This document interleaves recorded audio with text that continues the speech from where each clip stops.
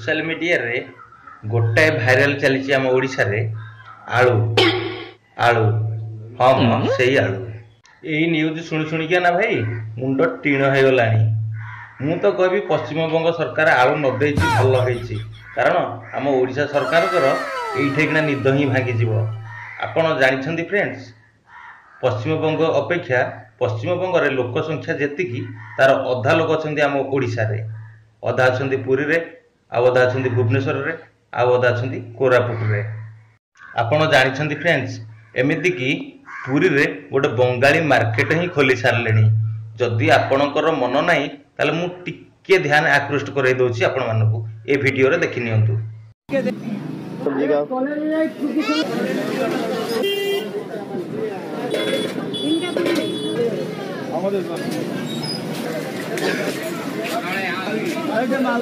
तो जिसको किसी को मान लो आधा किलो चावल चाहिए सब। फ्रेंड्स आपण माने जानिछन्ती पुरी बीच रे जेतक अछि लॉस माने अधारु अधिक होउची बंगाली लोकंकर आ अधा होउची आम ओडिशा लोकंकर। सेति पई कहूची बंगाली लोकंकु आम ओडिशा रु हटेबा निहाती दरकार।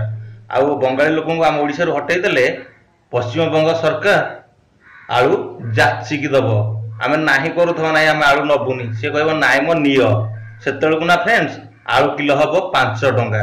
थरे चिंता करंतु संग माने पश्चिम बंगर अधा लोक जदि अछंती आम ओडिशा रे अच्छा से माने कोन आलू खाउ नाहंती कि तांको ममता मुख्यमंत्री सी भी जानि पारु नाहंती जे आम पश्चिम बंगर अधा लोक अछंती ओडिशा रे बेली।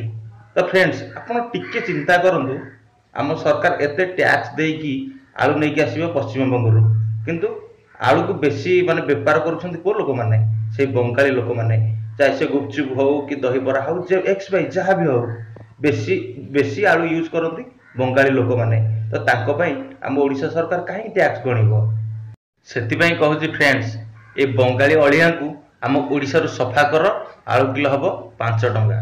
तो फ्रेंड्स वीडियो टी केमती लागिला मतामत मो कमेंट रे जणाई देबे आ ए वीडियो को जत्ते मात्रा रे पारिबे माने शेयर करिवे कारण ए वीडियो टी हम ओडिशा मुख्यमंत्री को पाखरे पहुंचवा निहाती दरकार। ताले रहिली जय जगन्नाथ नमस्कार बाय।